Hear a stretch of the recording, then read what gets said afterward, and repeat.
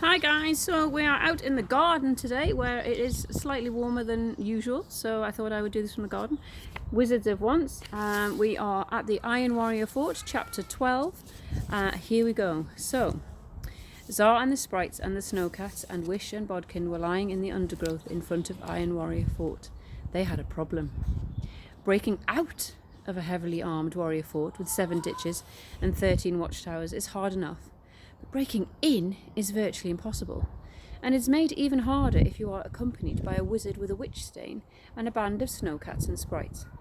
They could see the sentries on the battlements pacing nervously up, down, constantly straining to see what was out there in the forest. They had abandoned the door in the cover of the forest, for a flying door is rather conspicuous, and then Wish led them round to the stable entrance, which was where she had sneaked out in the first place. The doors there were always opening and closing, with hunting parties going out and returning. Zar got the sprites to cover them with weather spells and invisibility spells so they could sneak up on the entrance without being seen. This will only work until we get inside the fort. Tiffinstorm's magic will not work in there, warned Tiffinstorm. There is too much iron. Stop worrying, everyone, said Zar confidently. I've broken into more forts than you've had hot dinners. It took a while for the little party of snowcats, sprites, Zar, Bodkin and Wish to manoeuvre themselves into position under the drawbridge. And then the plan worked beautifully. At first, Zar and Wish and Bodkin and the snowcats stole invisibly into the fort under the cloak of Ariel and Tiffinstorm's spells. It wasn't until they were a good way into the stable yard that it was clear that the spells were being affected by the sheer amount of iron surrounding them. To Zar's horror, he could see his feet below him, slowly becoming visible. Wish and Bodkin were even more obviously there already, although Bodkin was materialising the other way round, and for a second he was just a ghoulishly floating torso. But if they could just make it to the next building, thought Zar in a panic. Maybe they could hide in the shadows there. Run, he whispered, run. Too late. A sentry had turned to see the bottom half of a gradually becoming visible snowcat bounding across Queen Sycorax's stable yard. Magic! Roared the sentry. They were discovered. Wish had to make up an entirely new plan right there on the spot. Help! Cried Wish, who was now entirely visible. Help! Help! Help! Over here! Wizard attack! The warrior guards turned, and there was Sycorax's weird little daughter pointing at a wizard, with 3 furious snowcats and a cloud of buzzing sprites. Wizard attack! Cried the guards. Sound the alarm! The wizards don't often attack the warriors for obvious reasons, but warriors nonetheless are always ready for any kind of attack. Ready in a manner that you could almost call overkill. From all over came the thunderous sound of clattering armour, and the clanking of swords, and the stamping of ironclad feet as the soldiers of Queen Sycorax leapt into action. The attack is in the 3rd quarter! Backup is needed!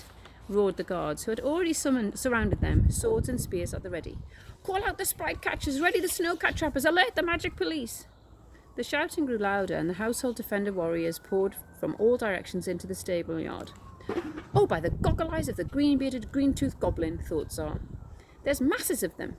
I never thought there could be so many warriors in the world. King Cat, Night Eye, don't you dare move, spat Zar, for he knew that the snowcats were longing to launch themselves at the enemy, and he could see from the look in the warriors' eyes that if the snowcats even made one bound in their direction, they would kill them instantly. Zar put his hand to his belt to take out the enchanted sword, but the sword was not there. He looked up. Wish was 10 yards away from him now, and she had been swooped up in the arms of an enormous warrior. The princess has been secured and made safe, roared the warrior, and one look into Wish's guilty eyes told Zar everything he needed to know. Zar was furious. Treachery, betrayal. Wish had nicked that sword off him. He had fallen into the trap of trusting an enemy, and just when he had relaxed and let his guard down, thinking Wish was on his side, she had the sheer cheek to steal it off him when he wasn't looking. Zar, at this point in time, conveniently forgot, of course, that he had himself done exactly the same thing only a couple of hours earlier. Wizards are very good at cursing. It was a habit that they had caught from the Druids, who used it as a way of attacking their enemy. So Zar cursed now, and he cursed loud and long. You treacherous, shrimpy burglar of a warrior, yelled Zar. My father was right about you guys. You're traitors and liars, and you Wish are as wicked as your repellent magic-hating murder of a she-devil mother. He insulted the queen and he's going for his weapon, cried the chief guard. Archers, eliminate him! The archers at the back of the warrior ranks raised their bows all in time with each other, with exquisite precision. They were so well trained it would have been a pleasure to admire their timing if they were not just about to kill you. No! Shouted Wish from the arms of the warrior who was carrying her. He's not armed! Don't you dare kill any of them or I will tell my mother! Now the warriors were not above killing an unarmed wizard. In fact, they did it quite a lot when Sycorax wasn't looking. But they were, to a man and a woman, absolutely petrified of their queen. So, reluctantly, the archers' arms waved in a disappointed sort of way, but they did not let go of their arrows. They lowered their bows. Secure the targets, shouted the chief guard. Contain the rebellion, launch the sprite catchers, and when you've done that, the chief guard sighed and swallowed hard. Somebody better go and inform Her Majesty. The chief guard's deputy stepped forward. Do we have to? Of course we have to, barked the chief guard. In fact, since you had the cheek to question my orders, I nominate you as the lucky person to go and tell her. Pew! The sprite catch of warriors fired bows that launched nets with little iron weights attached to them into the air towards the sprites. Out in the open air of the forest, the sprites could fly fleet as arrows, dodging and feinting with such quicksilver swiftness that they were just a blur of energy and light. But here, the iron surrounding them acted like a drug on their flying skills. They bumbled about, slow and confused, shrieking madly, poor little things, as they scrambled away, trying to get far from the scary iron, but instead plummeting to the ground, caught in the nets and gasping and straining for breath, like stranded fish. All of them were caught, apart from the tiny, hairy fairy Bumbleboozle, who had crept into Wish's pocket as soon as disaster struck. The guards leapt forward, and Tsar was bound with chains so tightly that only his head was poking out. The snowcats were chained up too, and the wolves. Turnips in tin cans, roared Tsar, bright red with anger. And that was how Sycorax saw him, when she first swept into the stable yard a little time later, to find a bundle of chains with a wizard boy heads poking out of it, screaming insults at her troops. Chapter 13. The Questioning of Queens. At the entrance of Queen Sycorax, the warriors bowed so low their foreheads nearly hit the floor. Sycorax was scary. But then, she was a very great queen, and as Wish said, maybe great queens have to be scary. There were those who said that a woman was too weak to rule a tribe of invading iron warriors, but they said it very, very quietly, just in case Queen Sycorax should hear them. She was lovely, all right, if by lovely you mean pretty. Hair like a golden waterfall, slim as a candle, 6 feet tall, and most of it muscle. All of the sort of stuff that comes in handy if you're going to be a warrior queen and you like to make an entrance. Whether her character was lovely, well, that's an entirely different question, and we'll have to see about that. She was dressed in white, with a single black pearl hanging from one ear. Queen Sycorax talked very, very softly, in a golden pear drop of a voice that was as mild as a bite of an adder.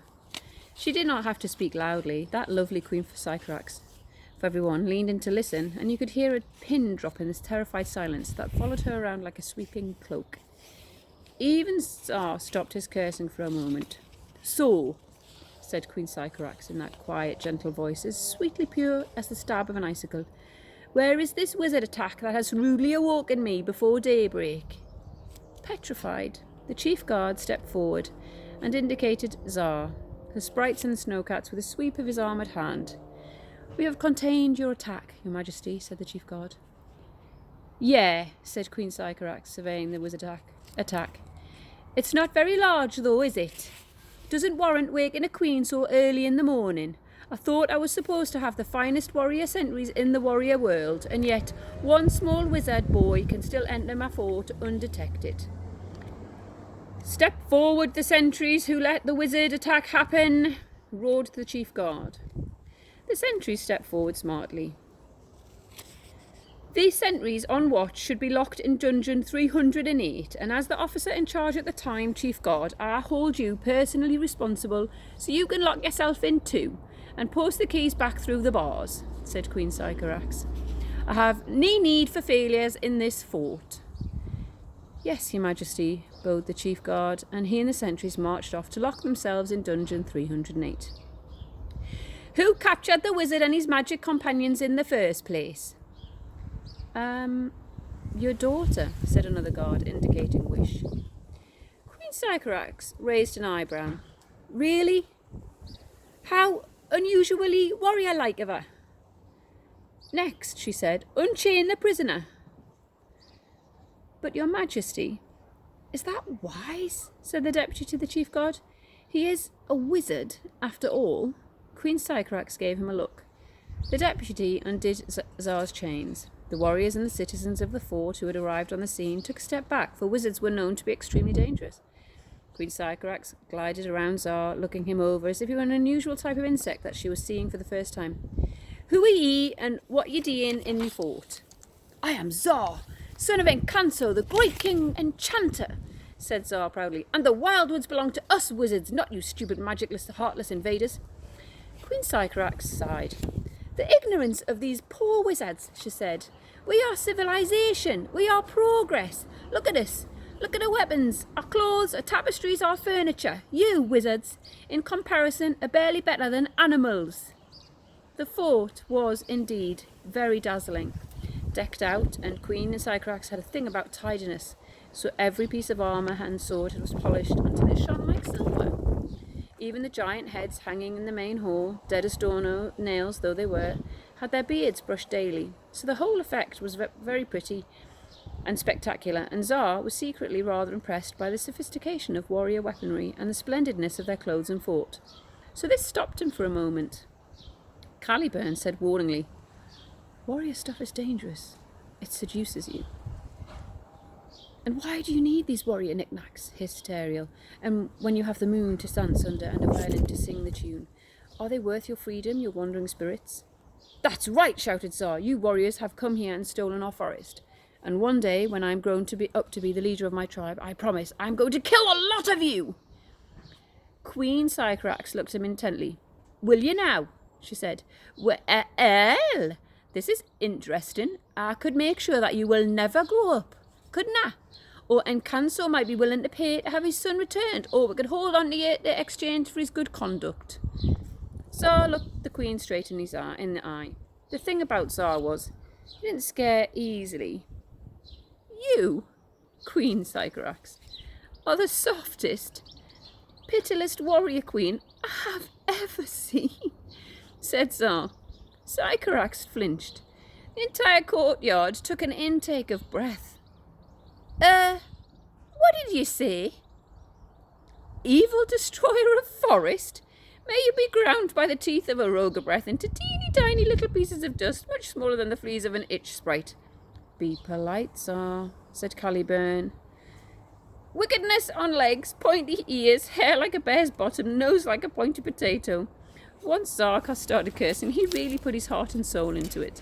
It had been a difficult day, what with being humiliated by Luther and told off by his father, and he put all the fear and the fury into a long, elaborate cursing of Sycorax, queen of the warriors. Oh, Tsar, moaned Caliburn, his wings over his eyes. This time you're asking to get yourself killed. You really are. You can curse all you like, son of Tsar, son of Encanso, whispered Queen Sycorax, her eyes like flinty arrows, but it may not get you what you want. What do you want, by the way? Tsar suddenly remembered what he wanted. He wanted to save Squeeze Juice. He stopped mid-curse, panting. I demand that you put my sprite and my hand on that stone that takes magic away as soon as you can, said Tsar. Sycorax looked at him in astonishment. She was used to prisoners who begged and prayed and beseeched and pleaded that they should never be taken to the terrible stone. Please, please, please, Queen Sycorax, we'll do whatever you want, but do not take us to the stone that takes away magic. Not, on the other hand, prisoners who demanded to be led there immediately, while at the same time insulting her. This wizard might be full of trickery, but Sycorax was used to trickery. She was tricky herself. Take me to the stone, said Tsar, as quickly as your stupid lumping great warriors can move in all those iron fool suits of theirs. This is an emergency. And then he reached into his breast pocket, and his hands were shaking as he unwrapped Squeeze Juice. Oh, this was terrible. With a lurch of his heart, Tsar saw that Squeeze Juice was looking worse than ever.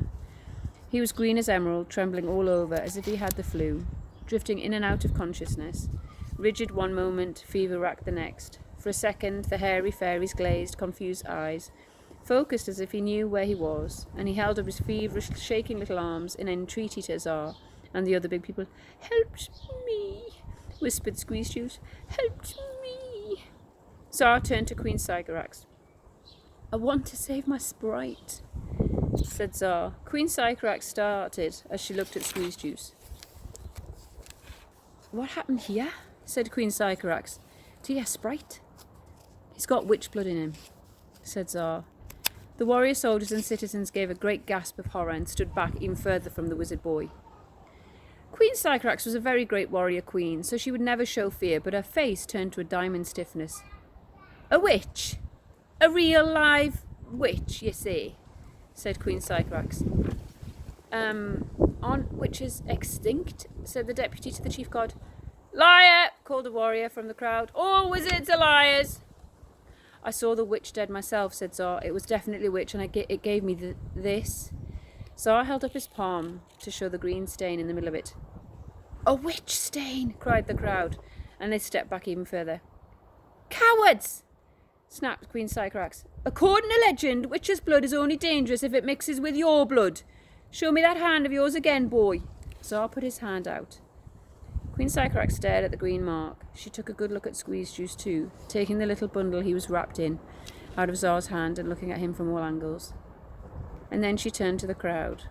"It is as I suspected," said Queen Sycorax, holding up the poor poisoned sprite so that everyone could see him. And then she lifted her gentle voice to one of ringing hardness. "Witches are not extinct, and they have returned to the forest. I have been right to arm us as I have done. Right to increase our sentries added to our watchtowers."